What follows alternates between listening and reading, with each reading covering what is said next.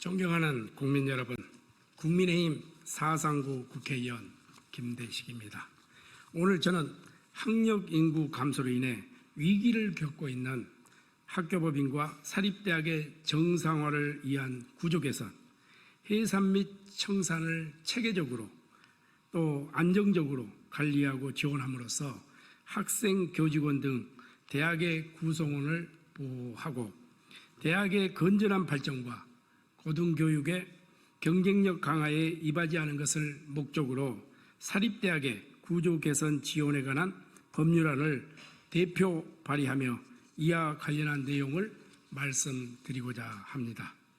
현재 학력 인구 감소와 등록금 동결 등으로 인해 재정 적자인 사립대학은 증가하고 있으며 앞으로의 학력 인구 위기는 사립대학 경영난을 더욱 심화시킬 것으로 예상됩니다. 실제 재정 적자 대학은 교비회계 자금 계산서 기준 2012년 27개 교에서 2022년 77개 교로 증가하였고, 통계청 자료에 따르면 학력 인구 만 6세에서 17세 추이는 2023년 534만 명에서 2043년 307만 명으로 감소할 예정입니다. 최근 5개년 내 파산에 의한 폐교대학은 3개 교이지만 재정 악화에 따라 자진 폐교를 한 1개교가 발생하여 대학 현장을 긴장시키고 있습니다. 더욱이 지역의 사립대학이 붕괴되는 경우 대학이 지역사회의 허브로 기능하는 상황에서 지역경제 침체 등 미치는 파장이 큰 점을 볼 때 경영이 어려운 사립대학의 경영 정상화를 추진하고 한계 상황에 이른 대학은 통폐합 등 체질 개선에 정책적인 근거를 마련하기 위한 법 제화가 시급한 상황입니다. 저는 학령 인구 감소로 위기를 겪고 있는 사립대학의 경영 위기대학 지정 및 해제, 구조 개선 조치, 해산 장려금 등 한계 대학의 퇴로 마련을 위한 해산 청산 등 종합적인 관리 체계를 수립하기 위하여 사립대학의 구조 개선법을 대표 발의하였습니다. 개정 법률안에는 사구조 개선 심의위원회, 구조 개선 전담 지정, 재정 진단의 실시, 경영 위기 대학의 지정 및 해체, 구조 개선 조치, 사립대학 구조 개선에 관한 특례, 폐교 해산과 자녀재산 기속에 관한 특례, 학생 및 교직원 보호 등의 내용이 담겨 있습니다. 특히 사립대학이 급변하는 교육환경 변화에 빨리 적응할 수 있도록 구조 개선 이행 목적으로 적립급 용도를 변경하여 활용할 수 있게 하고 재산 처분 시 규제 특례를 인정하도록 하며 지방자치단체의 협력을 통해 지역발전 토대가 마련되게 하였습니다. 아울러 사립대학에 폐교하는 경우라도 교직원에게 퇴직 위로금을 지급하고 학생은 희망하는 대로 타 대학에 편입할 수 있도록 하는 등 학습권 보호 조치를 의무화하여 구성원 보호 조치를 강화하였습니다. 존경하는 국민 여러분, 국민의힘은 100년 대계를 생각하며 교육 정책을 만들어 가겠습니다. 교육이 대한민국의 미래를 결정짓는 가장 중요한 것이기 때문입니다. 학문 연구와 미래 인재 양성을 통해 청소년과 청년들에게 꿈과 희망을 주고 우리 교육의 가치를 높여 지속 가능한 미래를 위한 건강한 교육 환경을 만들기에 의정 활동에 최선을 다하도록 하겠습니다. 감사합니다.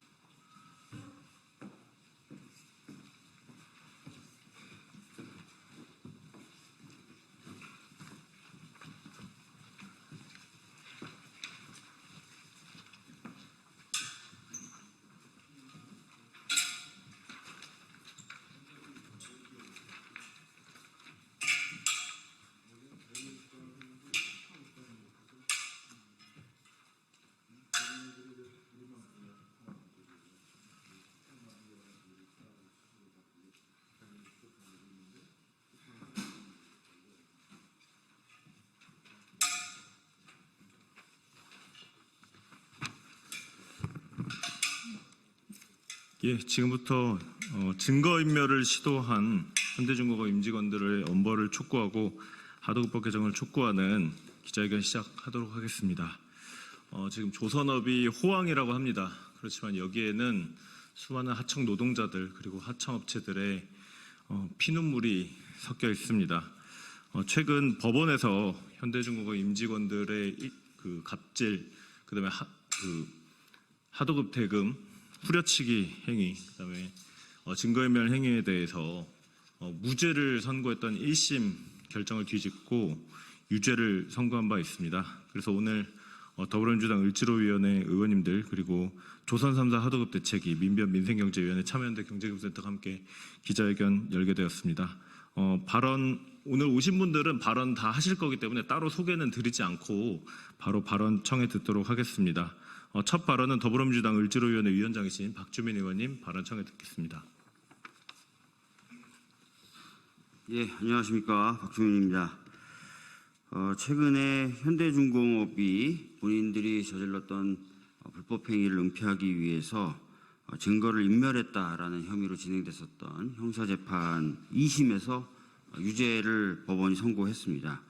직원들이 사용하는 PC 102대와 하드디스크 273대를 교체해서 하도급법 위반 및 파견법 위반 관련 자료를 삭제하도록 한 것이 인정이 된 것인데요. 이런 행위를 일개 개인의 일탈 행위로 볼 수는 없을 것입니다. 당연히 현대중공업이라는 회사 차원에서 이루어진 일이라고 보는 것이 맞을 것 같고요. 그리고 그들이 이런 행위를 했다는 것은 반대로 명확하게 하도급법 위반 행위 및 파견법 위반 행위가 있었음을 반증하는 것이다라고 생각이 듭니다. 그래서 관련된 사건에 대해서 검찰의 수사나 법원의 판결이 신속하게 이루어져야 된다고 생각을 하고요. 그것을 통해서 대기업의 이런 하도급법 위반 행위라든지 이런 것들도 고쳐져 나가야 된다고 생각합니다. 저희들은 국정감사를 통해서도 문제 제기했지만 이후에도 지속적으로 관련된 문제에 대해서 관심을 가지고 개선해 나갈 수 있도록 노력하겠다는 말씀 드리겠습니다. 이상입니다. 예, 다음은 더불어민주당 민병덕 의원님 발언 청해 듣도록 하겠습니다.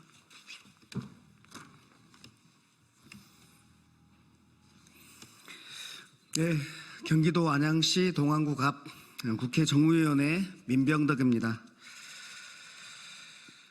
현대중공업이 납품 단가도 낮추고 부당하게 낮추고 불법 파견도 저지르고 그리고 공정거래위원회 조사를 방해하려고 조직적으로 증거를 인멸했는데 왜 그들이 이렇게 할 수 있었을까요? 이거는 현행법도 공정위도 그리고 법원도 두렵지 않았기 때문입니다. 2002년 대선 당시에 납품 단가 연동제를 공약으로 내걸었던 윤석열 대통령은 인수위 단계에서 그 공약을 폐기해 버렸습니다. 그러면서 정부는 자율협약이라는 미봉책을 가지고 나왔습니다. 대기업의 힘이 어디까지인지 알 수 있는 계기였습니다.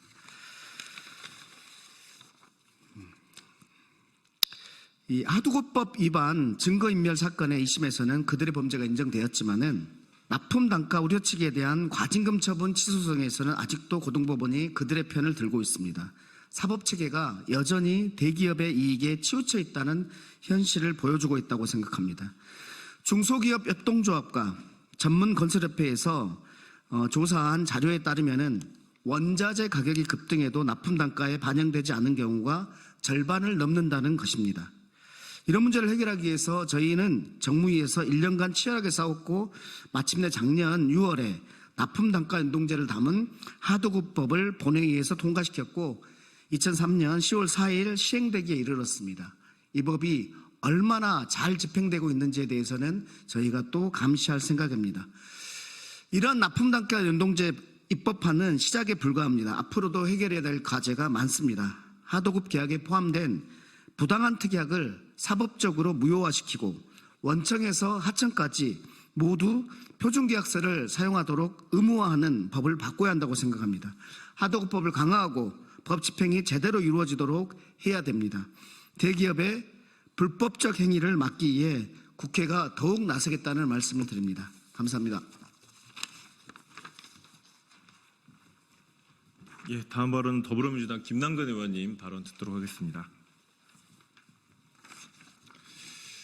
한국을 대표하는 현대중공업 같은 조선 회사가 그 공정거래위원회 같은 공적 조사기관의 조사를 노골적으로 방해하고 증거를 인멸한 행위는 이러한 그 한국을 대표하는 대기업의 사회적 책임이라는 측면에서도 비난받아 마땅한 것입니다. 이렇게 그 정상적인 준법 경영을 하지 않는 그런 기업들에 대해서는 유럽이나 미국의 주요 대기업들 경우에 있어서는 거래를 제한해야 되는 그런 규범까지 만들어지고 있는 실정입니다. 아마도 이럼에도 불구하고 현대중공업 같은 대기업들이 공정거래위원회 조사를 방해하는 이유는 일단 조사를 방해한 후에 시간을 끌면서 사건을 흐지부지 만들거나 대형 로펌들을 통해 가지고 로비를 통해서 처벌을 완화하는 그런 작업을 하려는 그런 의도에서 한 것으로 보여집니다. 실제로 공정거래위원회에 많은 직원들이 대형 로펌이라든가 대기업들에 취업을 해서 공정거래위원회를 상대로 한 로비스트로서의 역할을 하고 있는 것도 엄연한 사실입니다. 공정거래위원회가 좀 더 이러한 공정거래 출신 대형 로펌이나 대기업 임원들의 로비에 대해서 철저하게 스스로를 방어하고 엄격한 규율을 만들고 조사에 있어서 좀 더 철저하고 이러한 조사 방해에 대해서는 엄단하겠다라는 그런 철저한 조사의 태도를 보여주는 것도 이 사건의 중요한 교훈이 아닐까 생각이 듭니다. 우리 법원에서도 이런 준법 경영 의식이 거의 바닥 수준에 있는 이런 대기업들에 대해서는 법이 허용하는 한도에 있어서 최대한 처벌을 통해서 이런 대기업들이 준법 경영을 하도록 유도할 필요가 있고, 이 현대중공업 사건에 있어서도 우리 법원이 지금까지 보여준 태도와는 좀 방향을 바꿔서 대기업에 좀 더 준법 경영을 요구할 수 있는 그런 방향으로 판결을 해야 된다고 생각합니다. 그런 점들을 다시 촉구하도록 하겠습니다.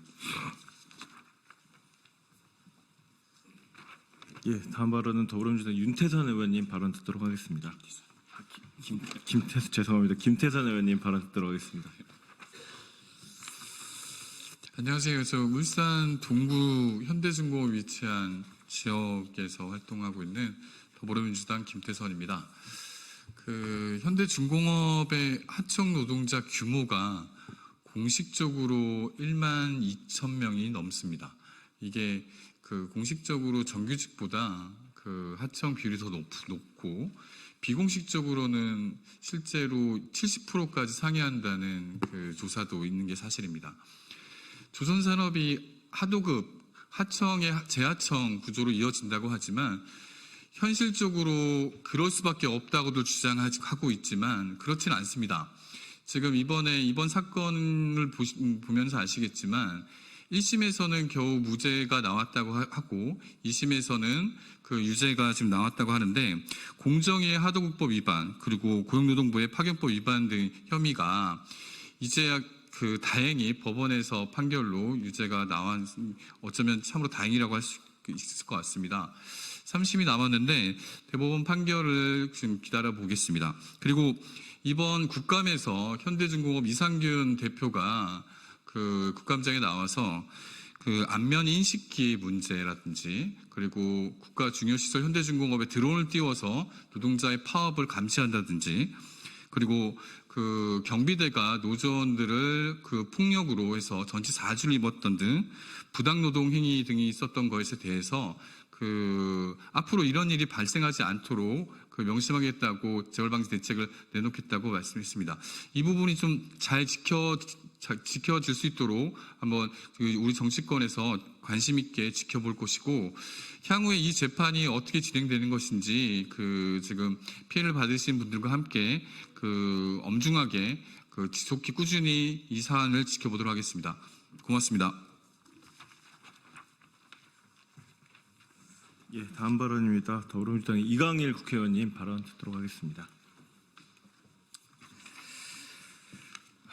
네, 청주시 상당구 이강일 의원입니다. 현 윤석열 정부가 경제 논리를 펴는 데 있어서 자율 규제를 자꾸 얘기를 하고 있습니다. 국민 여러분께 말씀드리고 싶은 것은 한 울타리 안에 맹수와 힘없는 동물들을 같이 집어넣었을 때 그 나름대로의 질서가 잡힙니다. 자율적인가요? 자, 경제라는 하나의 울타리 속에 힘 있는 사람과 힘 없는 사람들을 같이 존치시켜서 그곳에서 자율 규제를 운운한다는 것은 살로 우리 국민들을 굉장히 힘들게 하는 그러한 경제 논리입니다. 다 같이 잘 사는 그런 사회가 되는 것이 정말 선진국이 아닐까 이런 생각을 합니다. 현대중공업의 하도급법 위반 증거인멸 사건에 대해서 항소심 법원에서 실형을 선고했습니다. 만시지탄, 그러나 사필 규정입니다. 1심 무죄 판결을 뒤집은 결과에서 그 의미가 더욱 크다고 생각합니다. 공정위 고발 지침에 따르면 공정위 조사 시 자료의 은닉, 폐기 등을 통해 조사를 방해한 경우에는 고발하는 것을 원칙으로 하고 있습니다.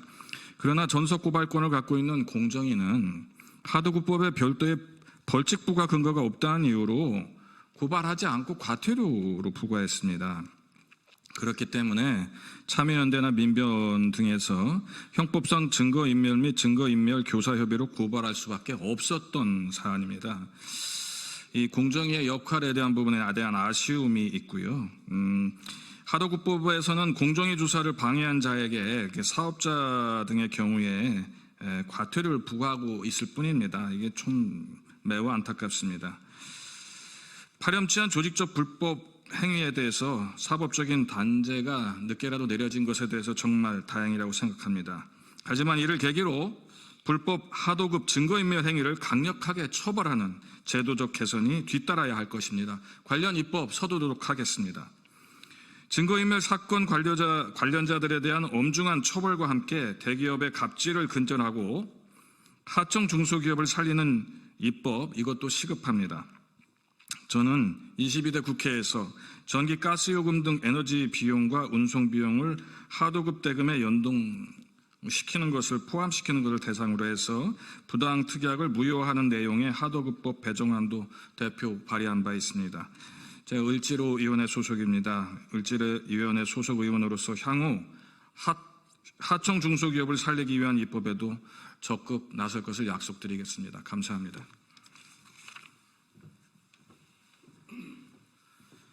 예, 앞서 의원님들께서도 많이 말씀해 주셨지만 다행히 이번 2심에서는 유죄가 나왔습니다. 그렇지만 지난 1심에서는 무죄가 나오면서 많은 하청업체들의 속을 까맣게 태운 바 있습니다.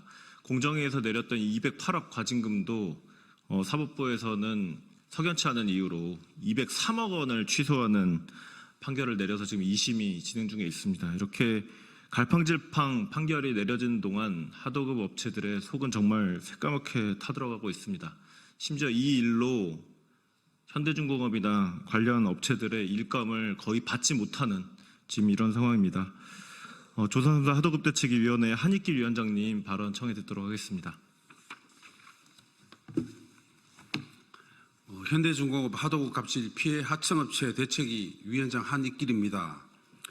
우리 대책위는 지난 2016년에 45억 사기 공작 합의서에 와해되었다가 2017년 국회 환도의 국감에서 부당한 현대중공업을 고발하면서 어렵게 현재까지 진행하고 있습니다.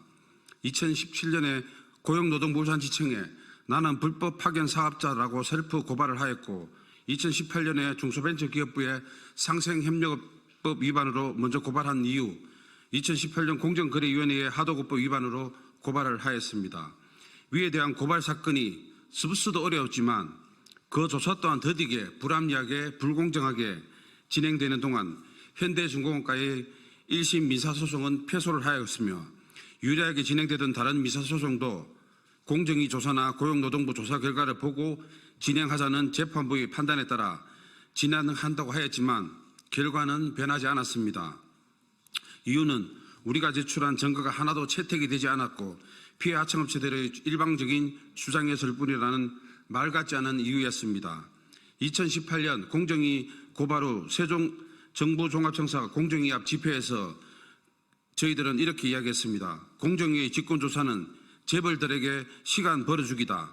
자료 삭제, 현직 합청업체와 자료 짜맞추기 등 증거 조작에 활용하고 있다는 정황이 나타나고 있어 매우 우려할 상황이 발생하고 있다.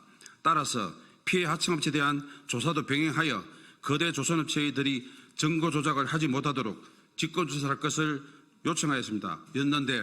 역시나 그렇게 현실이 되었습니다. 현대중공업 사내협력사는 도급을 위장한 인력 파견에 취했습니다.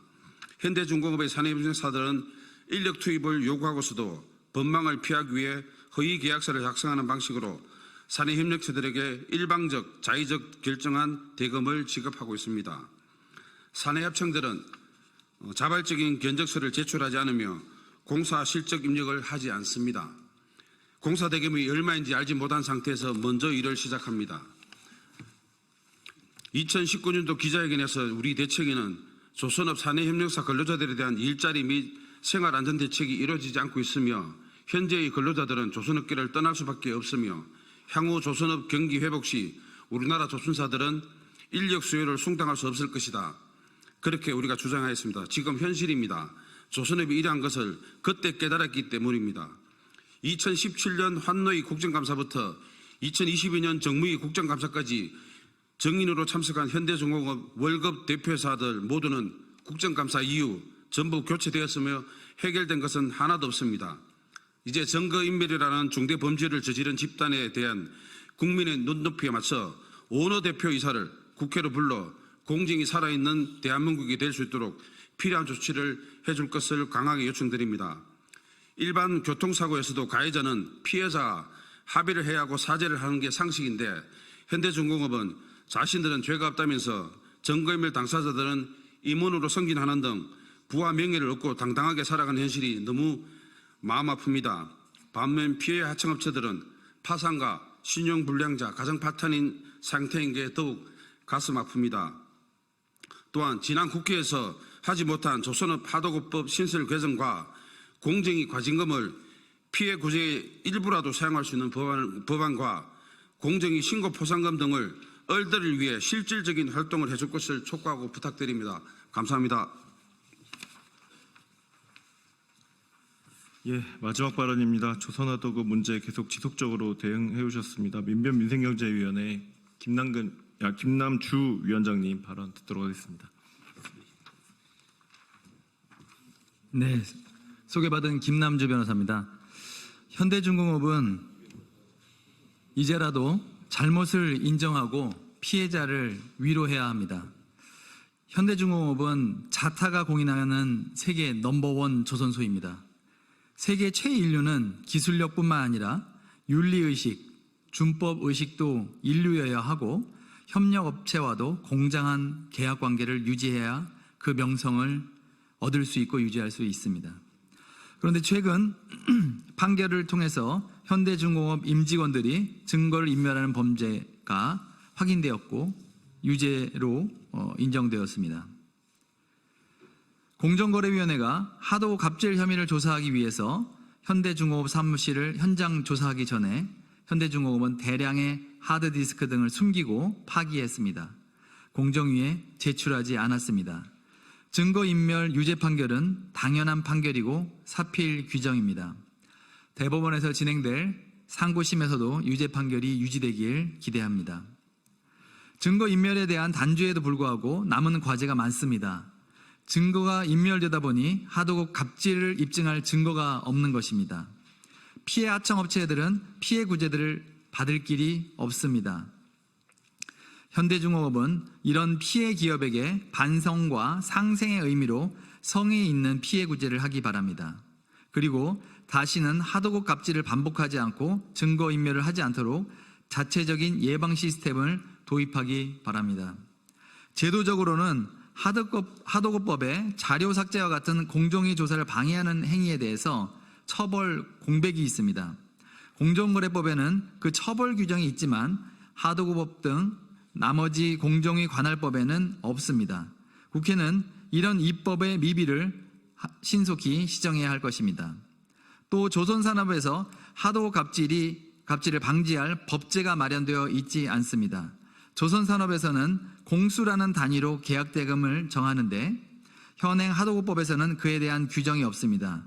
그래서 공수를 산정하는 산정식, 각종 지수 그리고 상세 물량을 계약서에 기재하도록 하는 하도급법 개정이 필요합니다.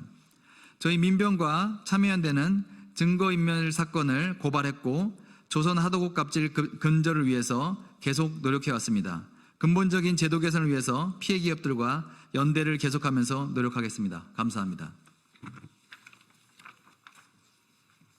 예, 오늘 시간 관계상 기자회견 문은 서면으로 대체하도록 하겠습니다. 그럼 이것으로 기자회견 마치도록 하겠습니다.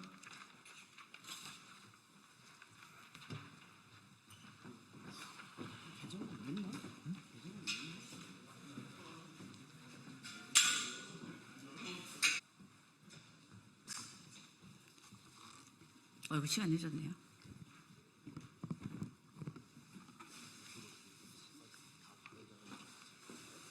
안녕하세요. 이쪽으로 두 분 쓰시면 될 것 같아요.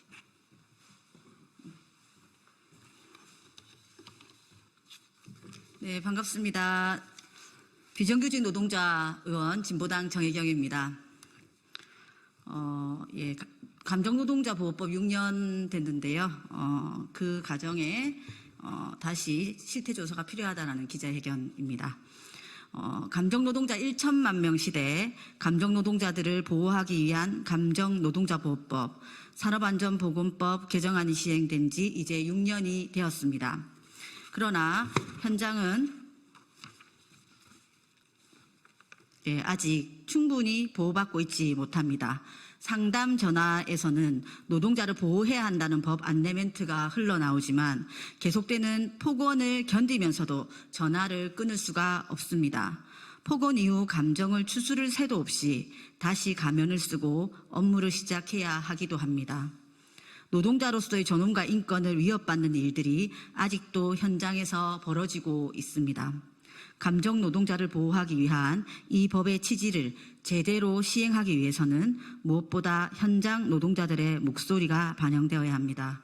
그런 취지에서 오늘 177개의 사업장 노동자들의 목소리를 발표하는 기자회견을 하게 되었습니다. 이 노동자들의 목소리에 귀를 기울여 주십시오. 오늘 기자회견은 먼저 참가하신 분들 소개하도록 하겠습니다. 한인임 이음 이사장님 오셨습니다. 이선명 공공운수노조 경기지역본부 국민권익위원회 공무직 분회장님 오셨습니다. 신희철 공공운수노조 희망연대 본부 공동본부장님 참석하셨습니다. 발언은 순서대로 한이님 우리 이사장님께서 감정노동사업장 실태조사 결과 발표를 하실 것이고요. 두 번째는 피해 사례, 감정노동자 당사자 피해 사례 발표를 이선명 우리 분회장님께서 하시겠습니다. 그리고 세 번째 발언으로 감정노동사업장에 대한 고용노동부의 관리감독을 촉구하는 발언을 신희철 희망연대 본부장님께서 하시도록 하겠습니다. 순서대로 발언하도록 하겠습니다.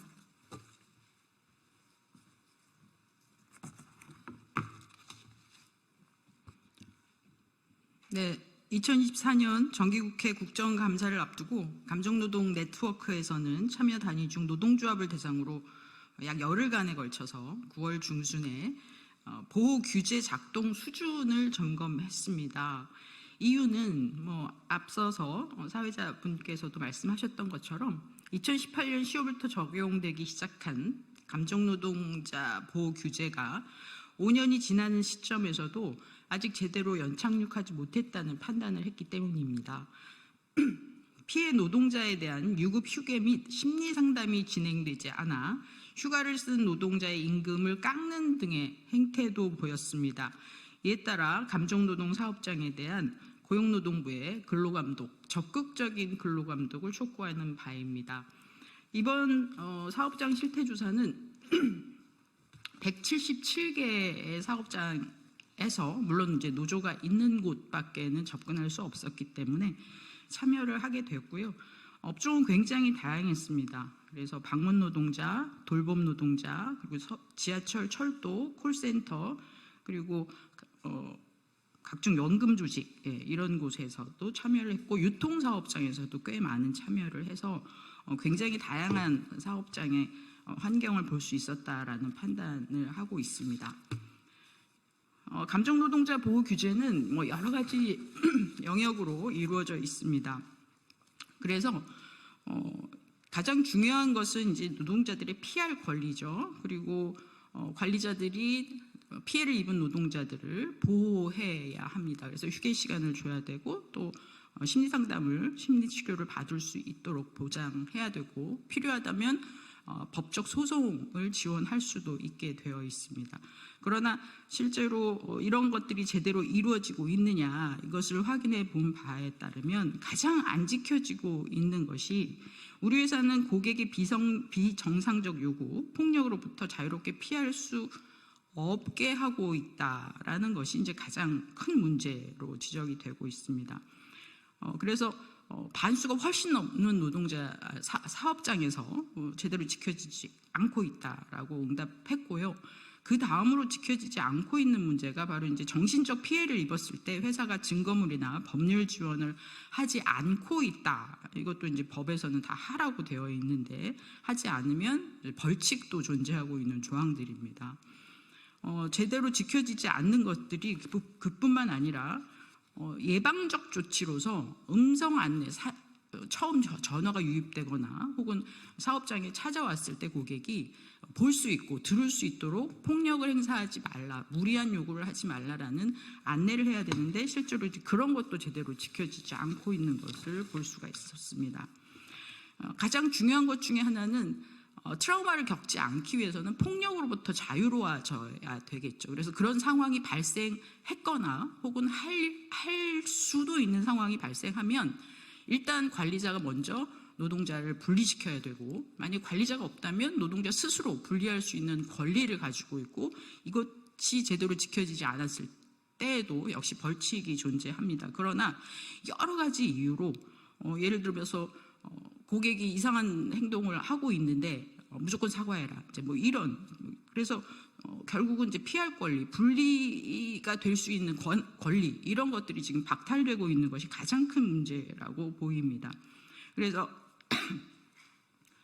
업무를 대체해줄 상사나 동료가 없어서 피할 수가 없다. 이제 이런 응답이 가장 많고요.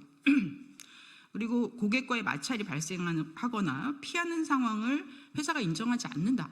이런 것들이 또 가장 많은 응답을 보였습니다. 그래서 가장 핵심적인 피할 권리가 현장에서 제대로 구현되고 있지 않다라는 사실을 확인할 수가 있었고요.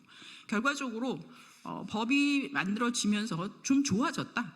이런 응답도 뭐 보통 사업장에서는 20-30%였지만 전혀 좋아지지 않았다. 이런 응답이 훨씬 더 많았다. 그래서 아직도 가야 될 길이 먼데 문제는 악성 고객의 문제가 아니라 결국은 사업장에서 관리자들이 혹은 사업주의 마인드가 굉장히 중요한데 법을 지키겠다라는 의지가 별로 보이지 않는다라는 것이 큰 문제입니다. 특히 고객 응대 매뉴얼을 만들어서 배포하고 교육하고 이런 내용도 법률에 있는 내용인데요. 그렇다면 이 매뉴얼을 누가 만들 거냐, 노동자 참여권이 있는 거냐, 노동자가 작업 중지를 할 수 있느냐 이런 것도 실제로 거의 되고 있지 않다라는 확인을 할 수 있었습니다. 그래서 전국적으로는 지난 5년 동안 중대재해 문제도 굉장히 심각하고 더 난제들도 많지만 지금 가장 급격하게 산재 발생 증가율을 보이고 있는 분야가 바로 이제 정신건강 훼손 문제인데요. 가장 빠른, 가장 급격한 증가율을 보이고 있는 산재 영역이 바로 정신건강입니다. 이 노동자 정신건강 훼손의 가장 중요한 영역 중에 하나가 바로 이 감정노동 문제라고 볼 수 있습니다. 그런데 노동부에서는 실제로 전면적이거나 혹은 주요 타겟이 될 수 있는 심각하다고 얘기되는 콜센터 같은 곳에 대한 근로감독이 거의 이루어지고 있지 않은 것이 문제라고 보입니다. 뒤에서 말씀드리겠지만 노동부의 적극적인 감독이 필요한 시점이라고 생각합니다. 이상입니다.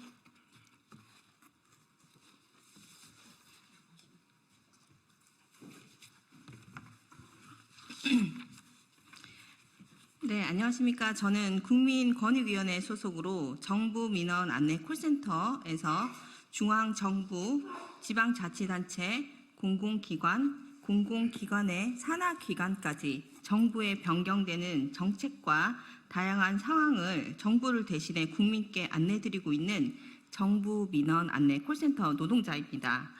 2019년 코로나로 전국이 혼란스러울 때 제때 공유되지 않았던 마스크 관련 정부 지원금 문의 등 정부의 정책과 지침 내용 또한 저희 상담 노동자들은 스스로 찾아가며 안내했음에도 돌아오는 것은 편하게 앉아서 전화만 받고 있냐, 세금을 날로 먹는다 등의 비난뿐이었습니다. 그 누구도 겪어보지 못한 일이었기에 당연한 비난이라고 생각했습니다. 올해 2월 지방 세입 정보망 시스템 개편으로 상담 노동자들은 또 한 번 무너져야 했습니다. 보안이 취약하다는 이유로 차세대라는 이름을 붙여 1,900억 원이라는 어마어마한 세금을 들여 개편했지만 이름이 무색할 만큼 보안은 취약해 다른 사람의 정보가 조회되는 것은 물론 납부해야 되는 세액이 맞지 않게 부과되거나 납부한 세액조차 확인되지 않는 등 수많은 오류들이 발생되었고 8개월이 지난 지금도 여전히 그 수많은 오류들은 계속되고 있습니다.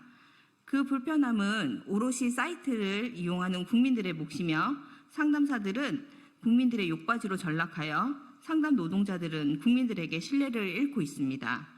지방세 관련 문의가 1년에 정부 민원 안내 콜센터에 평균 25만 건 문의가 있는 데 비해 24년 2월 20일 동안 26만 건의 문의가 있었습니다. 옆에 동료가 우울증 진단을 받고 또 다른 동료는 성대 결절로 인해 목소리가 변했으며 대부분의 동료들은 불안과 소화불량, 두통은 만성이 되어 퇴근 후 잠들어도 악몽에 시달리다 결국 퇴사를 결심하고 떠나는 동료들도 보았습니다. 정부 민원 안내 콜센터 상담사들은 상담사 퇴사자는 정년 퇴임자를 포함해서 1년에 한두 명 정도이나 8개월이 지난 지금 몇 년을 함께 동고동락했던 저의 옆에 동료는 저는 7명의 동료를 잃었습니다. 10여 년 전 상담사 보호 방안을 그 어느 기관보다 먼저 시행했던 정부 민원 안내 콜센터는 아직도 그 자리에 머물러 전 국민을 대상으로 하는 상담의 차단과 거절은 용납할 수 없다고 합니다.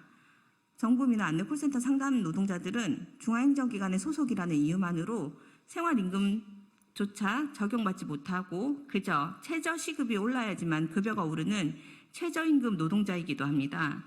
최저임금법 부칙 제2조 2항에 따라 식비 전액이 최저임금에 산입되어 있어 입사 5년 미만 노동자들은 식비를 제외하면 최저임금보다도 적은 금액을 받는 상담 노동자입니다. 그러나 소속기관인 국민권익위원회는 상담 노동자에 대한 대책 마련은커녕 매년 예산은 기획재정부, 시스템 오류는 행정안전부 등 다른 부처 핑계를 대며 제대로 된 항의조차 못하고 있습니다.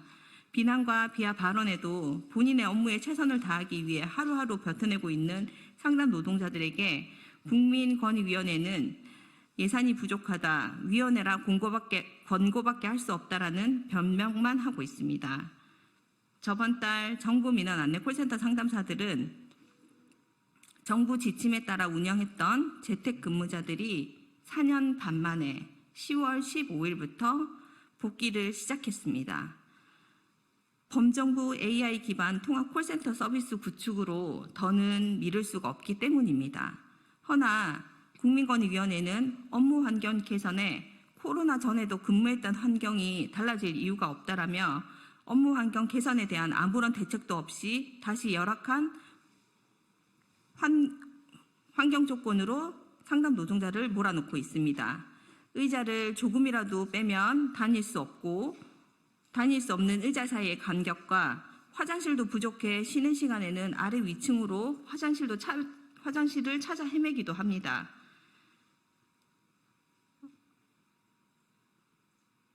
천장에 설치된 조명의 밝기가 어두워 개선을 요구했지만 누구나 오는 노안으로 회사가 책임질 일은 아니다라고 말을 합니다. 그래서 상담 노동자들은 스스로 눈을 보호하기 위해 휴대용 LED 전등을 구입해 사용하는 동료도 있습니다. 어제는 늦게 복귀하는 재택자들이 사용하고 있는 모니터 수가 부족하여 지급이 어려울 수 있다는 공지까지 내려진 상태이기도 합니다. 국민권익위원회는 이런 핑계와 회피보다는 빠른 대책과 마련에 책임 있는 자세를 보여줘야 할 때이며 적극적인 태도로 상담 노동자들의 업무 환경 개선과 임금에도 관심을 가져주어야 할 때입니다. 감사합니다.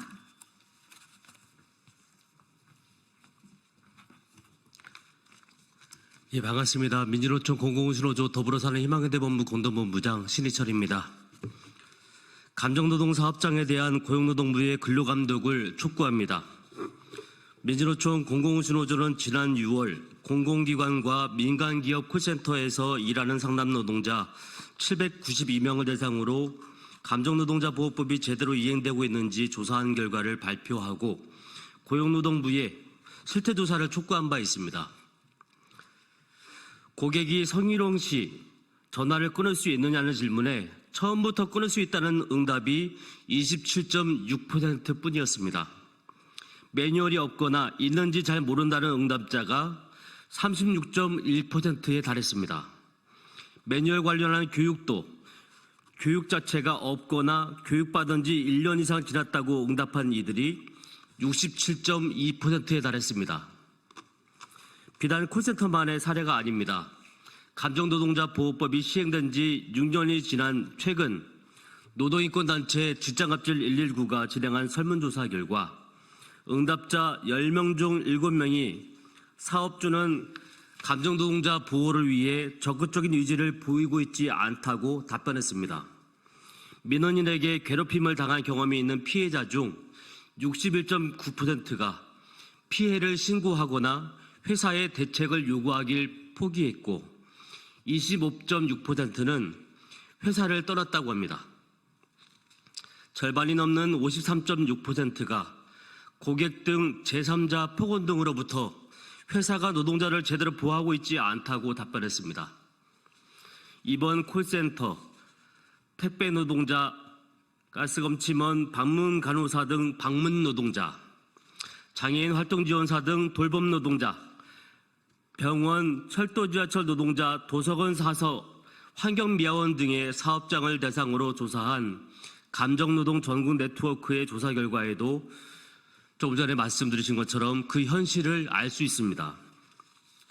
고용노동부는 대체 책임 역할을 다하고 있습니까? 지난 2021년 국가인권위원회 콜센터 인권 현황 실태조사 연구용역 결과 발표 국회 토론회에서도 작년 감정노동자보호법 5주년 토론회에서도 참가한 고용노동부 담당자에게 분명히 제기했습니다. 올해 들어서도 여러 차례 제기한 바 있습니다. 뭐 하나 진행된 게 없습니다. 정부 차원의 정기적인 감정노동 실태조사와 이행 점검이 필요합니다. 감정노동 사업장에 대한 근로감독이 절실합니다.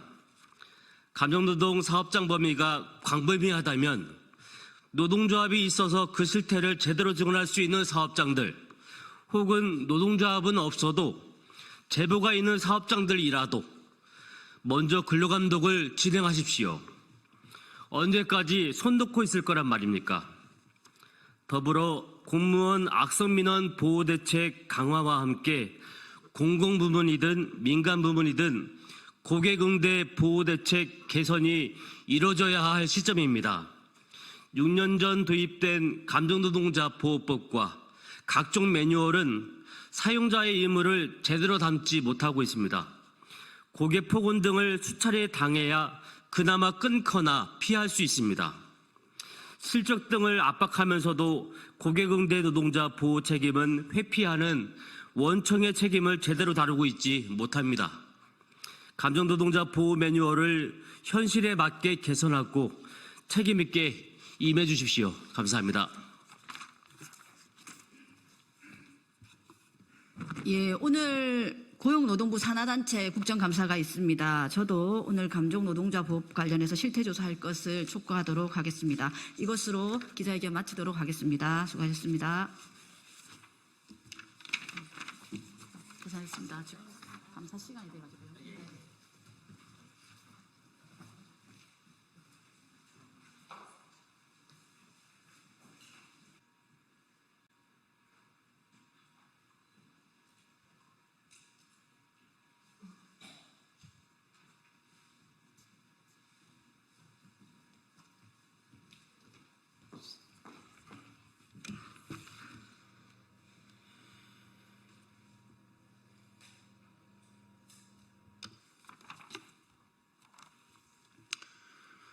예, 시작하겠습니다. 진보당 수석 대변인 홍성규입니다. 두 가지 말씀 드리겠습니다. 첫 번째입니다. 한동훈 대표, 제로 소통 확인했으니 이제 김건희 특검 결단하십시오. 옛말 그대로 소문난 잔치에 먹을 것이 전혀 없었습니다. 한동훈 국민의힘 대표와 윤석열 대통령이 그저 만났습니다. 대통령이 배려랍시고 직접 준비를 지시했다는 제로 콜라는 제로 소통의 다른 말에 불과했습니다. 한동훈 대표는 과거 끊임없이 지적되던 당정 갈등에 이 프레임은 사치스럽고 게으르다고 반박한 바 있습니다. 지금까지도 충분히 사치스럽고 게을렀습니다. 더 이상 무엇을 더 확인해야 합니까? 한 건, 두 건 쌓여서 이제는 종합 특검이 되어버린 주가 조작과 명품백 수수를 넘어서 국정농단과 국기문란이라는 그야말로 중대 범죄로 커져버린 김건희 특검을 더 이상 거부하겠다는 것이야말로 명백한 반헌법적 발상 아닙니까? 검찰이 스스로 자멸한 상황에서 특검을 통해 진상부터 철저하게 파악해야 한다는 것은 우리 국민들이 요구하는 그야말로 최소치입니다. 충분히 거듭 확인했으니 이제 한동훈 대표의 결단만이 남아 있습니다. 우리 국민들이 던진 공은 지금 한동훈 대표에게 가 있습니다. 두 번째입니다.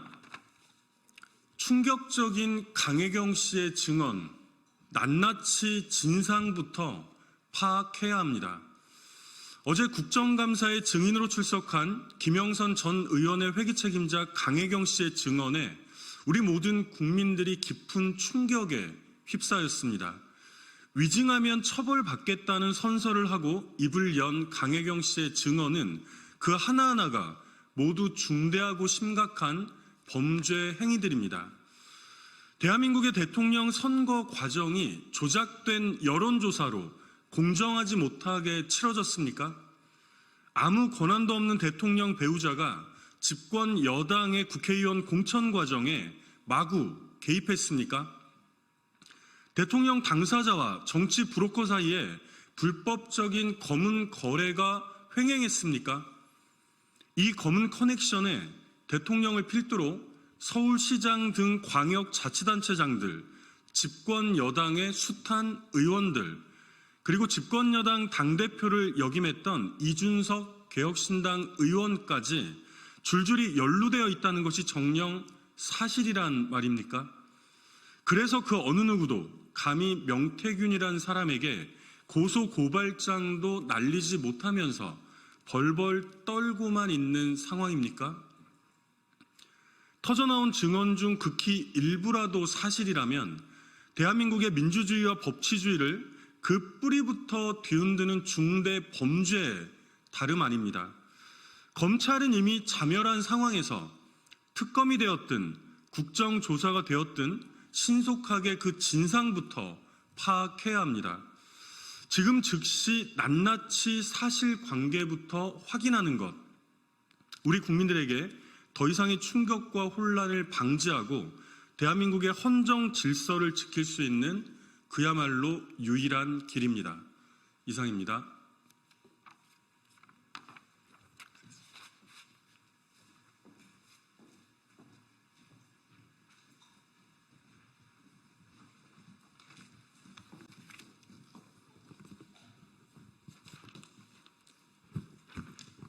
안녕하십니까. 조국혁신당 국회의원 김준영입니다. 오늘 갑자기 기자회견을 하게 된 이유는 여러분도 잘 아시다시피 북한군 러시아 파병설이 나라를 뒤흔들고 있습니다. 이미 기정사실처럼 보도되고 또 확인되는 건 사실인 것처럼 얘기하는데 저는 생각이 좀 다릅니다.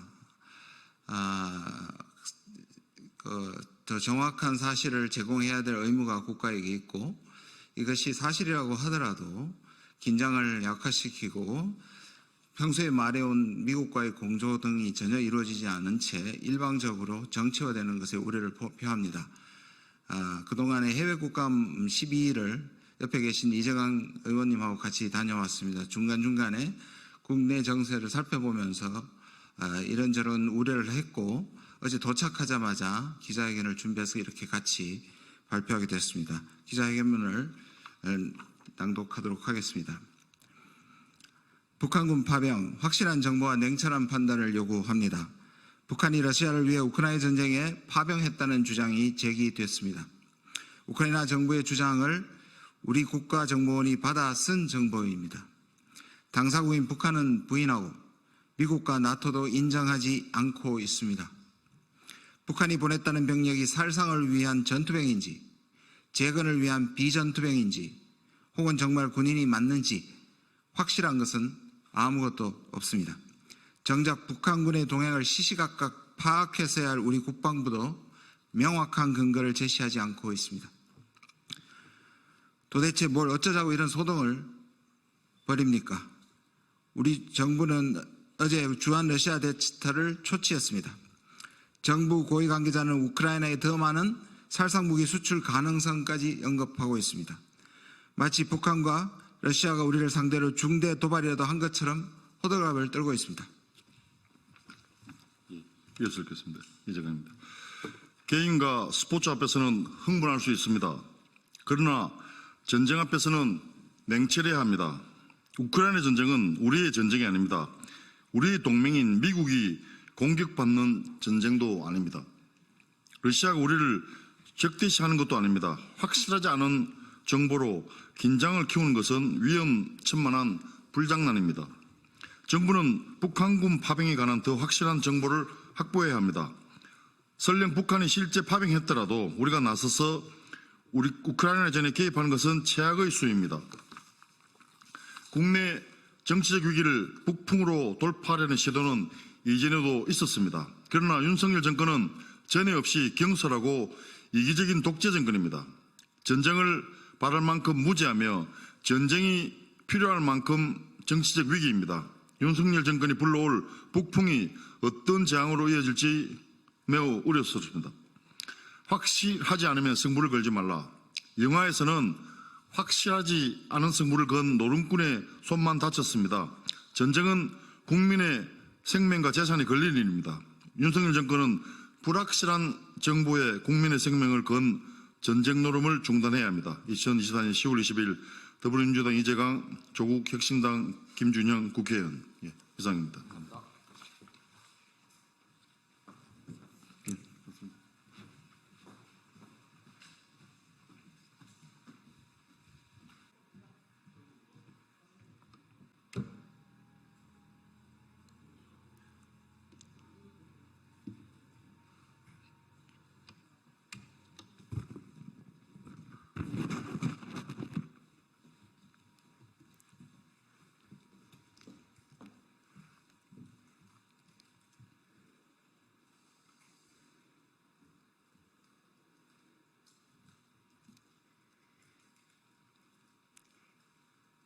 안녕하십니까. 개혁신당 부대변인 이유원입니다.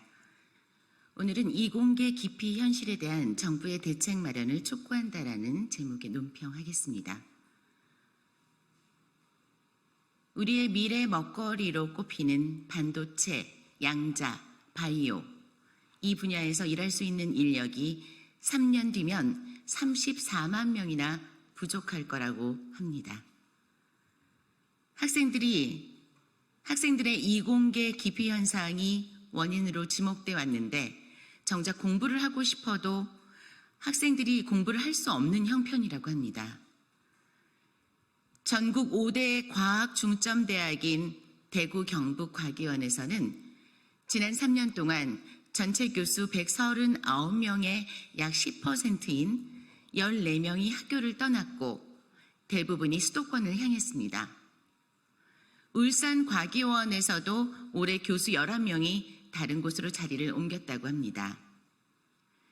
저출생과 이공계 기피 현상 속에 갈수록 과학 인재풀이 줄어들고 있습니다. 국회 과방위 개혁신당 이준석 의원의 발언을 인용해보면 좋은 교수님들이 많이 이직해버리니까 학생들이 더 안 들어오고 이렇게 되면 지방 과기원들이 공동화되는 것입니다. 물론 의대 증원 문제도 여기에 여전히 악영향을 미치고 있습니다. 학생들은 의대로, 교수는 수도권으로 향하면서 미래 인재를 육성하는 중점 대학마저 존폐 위기입니다. 정부는 수능이 한 달도 남지 않은 이 시점에 이공계 문제에 대한 해결책을 하루빨리 내놓기 바랍니다. 개혁신당은 미래 세대를 위한 개혁의 고삐를 늦추지 않겠습니다. 감사합니다.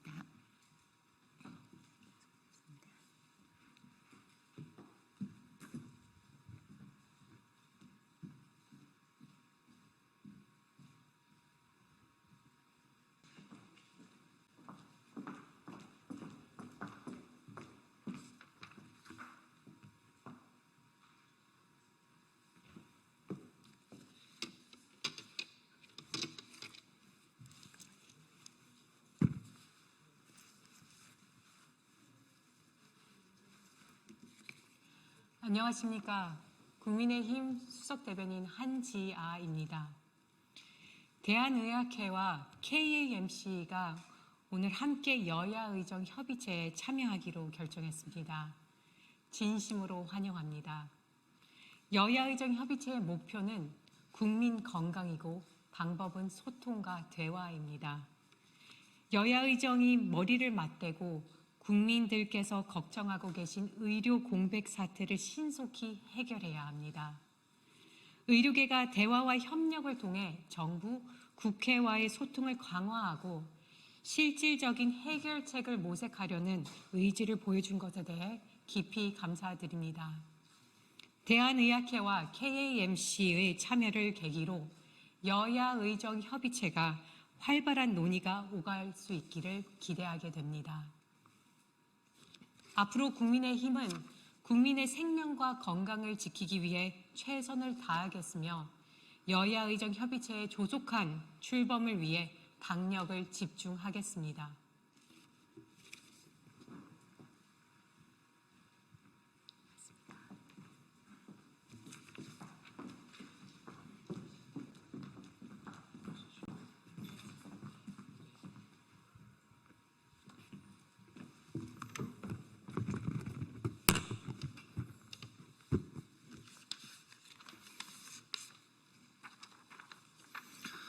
예, 안녕하십니까.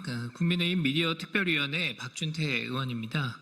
금일 방심위 민원인 불법 사찰 사건과 관련해서 방송통신심의위원회 직원에 의한 민원인 사찰 의혹의 구체적 정황이 국정감사 증언을 통해 드러났기에 철저한 진상규명을 촉구하고자 합니다.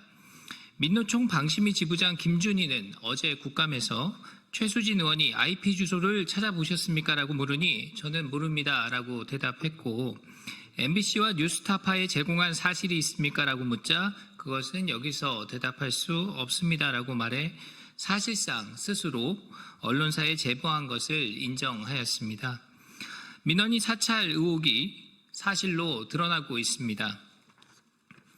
민주당, 민노총 언론노조 방심위 지부, 뉴스타파와 MBC 삼각 공조체제로 방심위에 민원을 넣은 이들의 가족관계와 인척관계 그리고 IP 주소가 모두 유출됐습니다. 이제 두려워서 누가 방심위에 실명으로 민원을 넣을 수 있겠습니까? 방심위 민원인 사찰은 정부의 기능을 조직적으로 방해하고 마비시키는 악질 범죄입니다. 이와 관련해서 방심위 민원인 불법 사찰 피해자들의 대리인을 맡고 계신 이문수 변호사께서 봉지욱 기자 그리고 방심위 전산 담당자 고발과 관련한 입장을 발표하겠습니다. 네, 안녕하십니까. 방심위 민원인 불법 사찰 피해자 변호인 이문수 변호사입니다.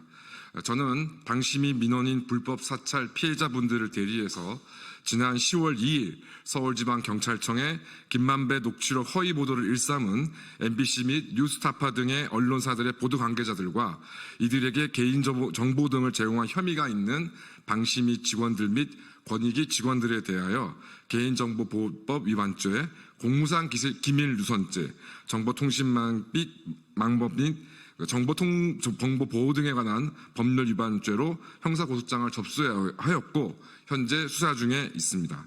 그런데 10월 21일 국회 국정감사 중 참고인으로 출석한 봉지욱 뉴스타파 기자는 자신이 제공받은 자료에 피해자분들의 IP 주소까지 기재되어 있었다.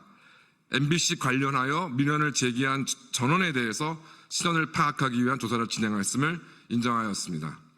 IP 주소는 방심이 온라인 시스템을 관리하는 업무를 담당하는 이가 아니고서는 도저히 파악할 수 없는 정보이므로 방심이 전산 업무 담당자가 관여되었음이 분명하다 할 것이고, 이에 따라 IP 주소를 유출한 방심이 직원들 또한 처벌받아야 마땅하다고 보입니다.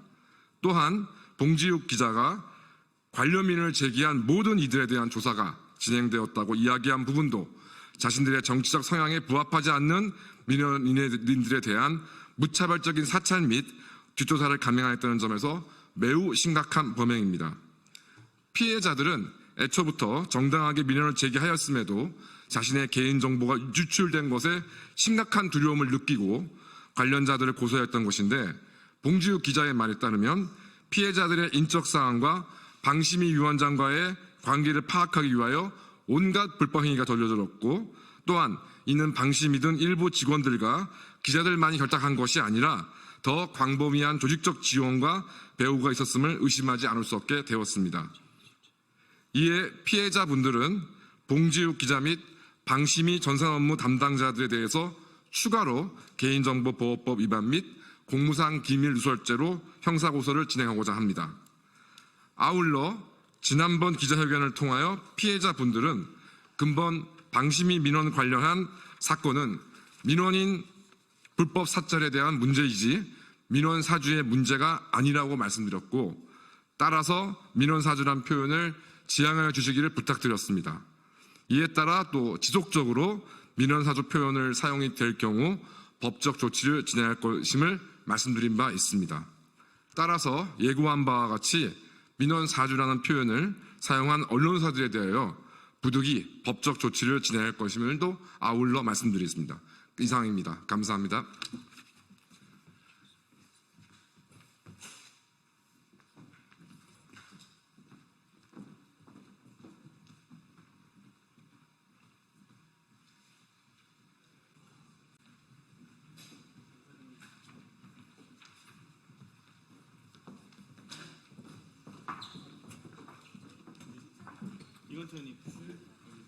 안녕하세요.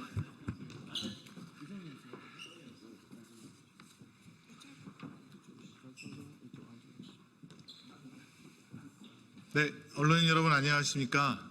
저희들은 더불어민주당 그리고 조국혁신당 법사위 위원들입니다. 오늘 오전 대통령실에서 어제 저희 더불어민주당 법사위원님들이 한남동 관저에 동행명령장 집행을 위해서 간 부분에 대해서 차마 입에 담기 어려운 모욕적인 말로 국회를 비난했습니다. 이에 대해서 저희 법사위원님들께서 법사위의 입장을 밝히고, 도대체 명재건 씨에 대해서는 한마디도 못하는 대통령실이 국회 정당한 의결을 통한 법 집행에 대해서는 이렇게 발끈하는지, 그리고 의혹의 한복판에 서 있는 김건희 여사가 언제까지 한남동 관저에만 숨어 있을 것인지 등등에 대한 저희 법사위원님들의 입장을 밝히기 위해서 섰습니다. 오신 분들 소개해 드리도록 하겠습니다. 우리 조국혁신당 박은정 위원님, 그리고 민주당 박균택 위원님, 그리고 민주당 전현희 위원님, 그리고 민주당 장경태 위원님, 이성윤 위원님, 이건태 위원님, 박지원 위원님 이렇게 오셨습니다. 그럼 준비된 회견문 낭독하도록 하겠습니다.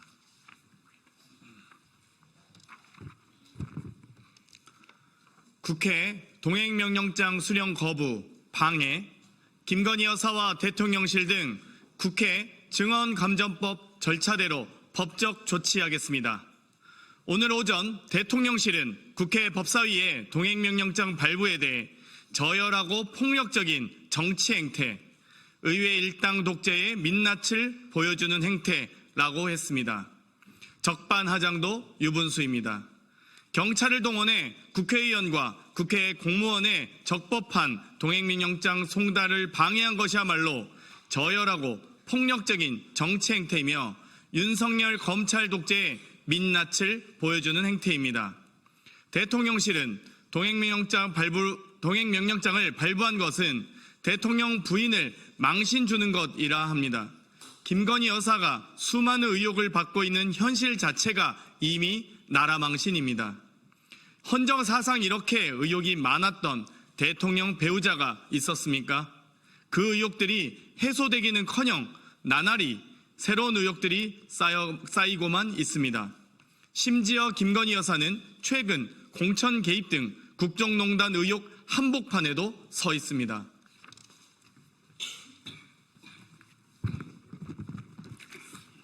이런 상황 속에서도 김건희와 관련한 의혹들에 대해 검찰과 경찰은 무혐의 처분으로 일관하고 있습니다.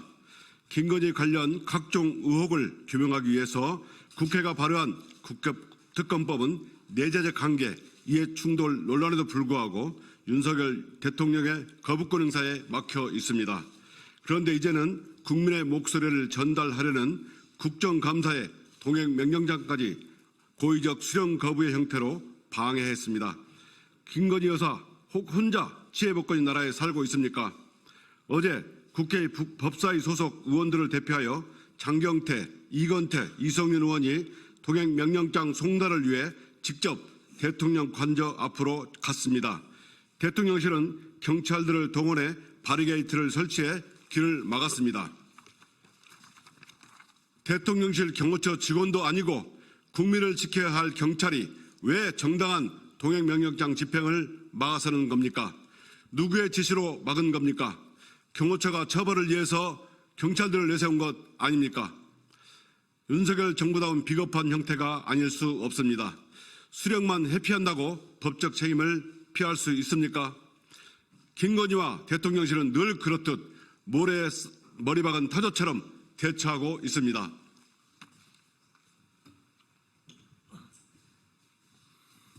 그동안 국회 법사위는 법에 따라 국정감사, 청문회 과정에서 정당한 사유 없이 불출석한 자들에 대해 고발 조치를 해왔습니다. 대통령 배우자라고 해서 예외가 될 순 없습니다. 국회 증언감정법 제13조 국회 모욕의제 제2항에 따르면 증인이 동행명령을 거부하거나 고의로 동행명령장의 수령을 회피한 때 제3자로 하여금 동행명령장의 집행을 방해하도록 한 때에는 5년 이하의 징역에 처한다고 규정하고 있습니다. 동행명령장 발부에 대한 대통령실 브리핑을 통해 김건희 여사와 대통령실이 고의로 동행명령장의 수령을 회피했다는 것이 명백해졌습니다. 정당한 송달을 방해한 경찰, 그리고 경찰 뒤에 숨은 경호처 및 대통령 관계자들은 동행명령장의 집행을 방해하도록 한 행위에 대해 반드시 처벌받아야 할 것입니다. 어느 누구도 법 위에 군림할 수 없습니다.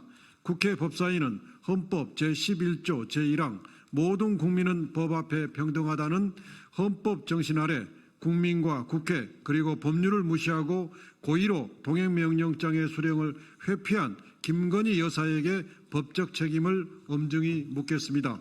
2024년 10월 22일 국회 법제사법위원회 더불어민주당 조국혁신당 의원 일동. 예, 이상으로 기자회견을 마치겠습니다. 함께해 주신 언론 여러분께 감사 말씀드립니다.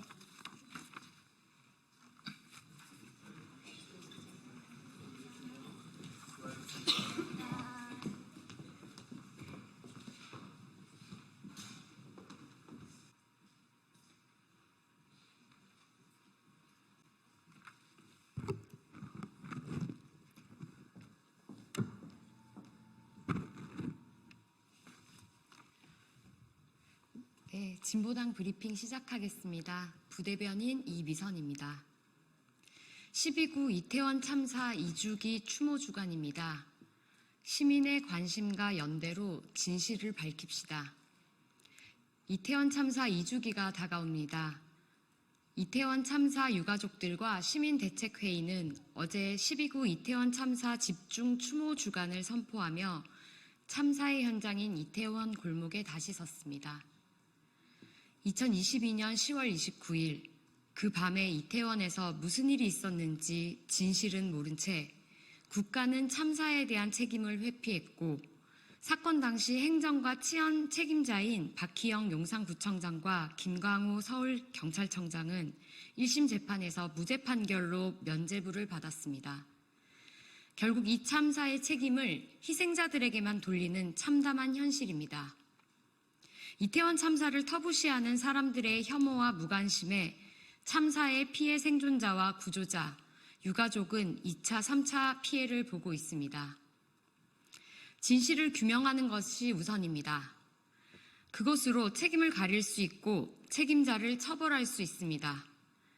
희생자를 진정으로 추모하고 피해자들의 회복을 도울 수도 있습니다. 그리고 또 다른 참사를 막을 수 있습니다. 현재 어렵사리 12구 이태원 참사 특별조사위원회가 진상조사를 시작했지만 앞으로도 비협조적인 정부기관과 공직자의 방해가 예상됩니다. 진실을 가리려는 자들의 회방을 이길 수 있는 것은 결국 시민들의 관심과 연대입니다. 진보당은 별이 된 159명의 희생자를 추모하며 2주기 시민추모대회 추진위원이 되어 추모 주간 동안 함께 기억하는 실천을 진행합니다. 이태원 참사의 진상을 규명하는 길에 끝까지 함께하겠습니다. 두 번째 브리핑 드리겠습니다. 국회 동행명령장 불법으로 가로막은 경찰의 날 경찰의 행태.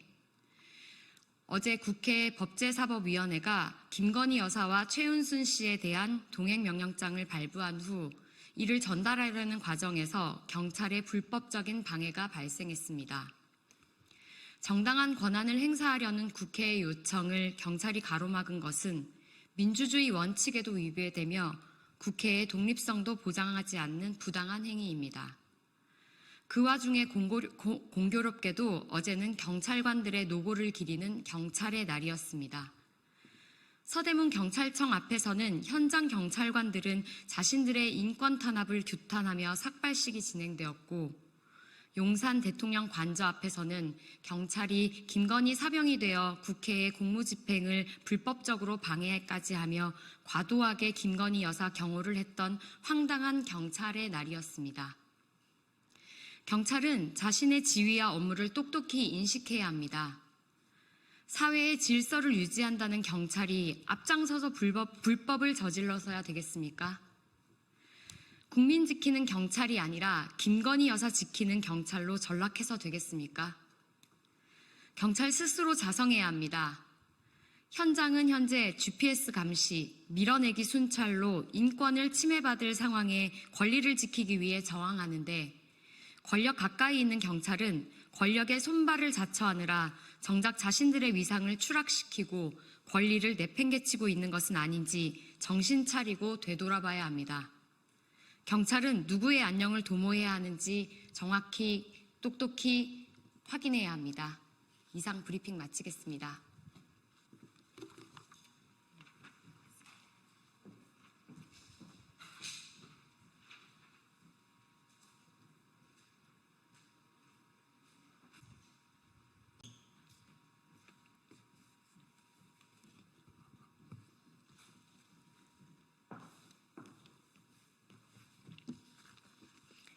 네, 진보당 브리핑 시작하겠습니다. 부대변인 이미선입니다.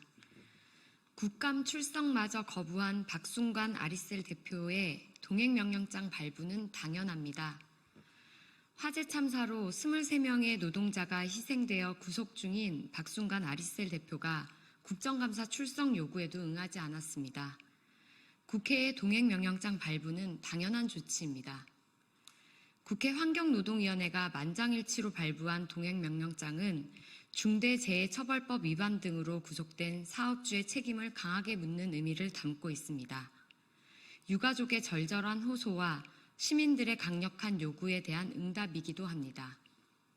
국정감사를 통해 참사의 사실관계를 철저히 확인해야 합니다. 아울러 박순간 대표는 피해자 가족들에게 진정한 사과와 함께 향후 피해 보상 및 회복을 위한 진지한 약속을 해야 합니다. 아리셀 참사와 같은 비극이 다시는 발생하지 않도록 시스템을 점검하고 개선하는 실질적 조치를 이끌어내는 것도 무척 중요합니다. 출석 요구마저 거부한 파렴치한 박순간 대표는 즉각 국민 앞에 나와 진정한 사과와 책임의 자세를 보여야 합니다. 가족을 잃은 유족들에 대한 사람으로서 그야말로 최소한의 도리입니다. 이상 브리핑 마치겠습니다. 고맙습니다.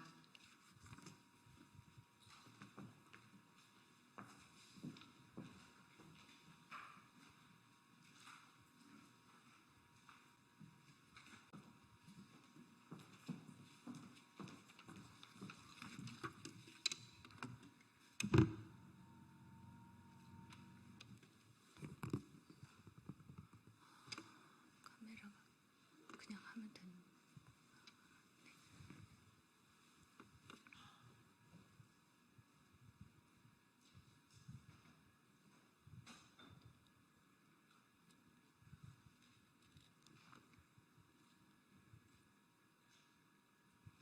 정치를 새롭게, 복지를 강하게 사회민주당 대변인 임명희입니다. 윤석열 대통령과 국민의힘은 대한민국의 흑역사를 어디까지 기록할 예정입니까? 윤석열 대통령실과 국민의힘의 행태가 수치심을 모르고 추락하고 있습니다.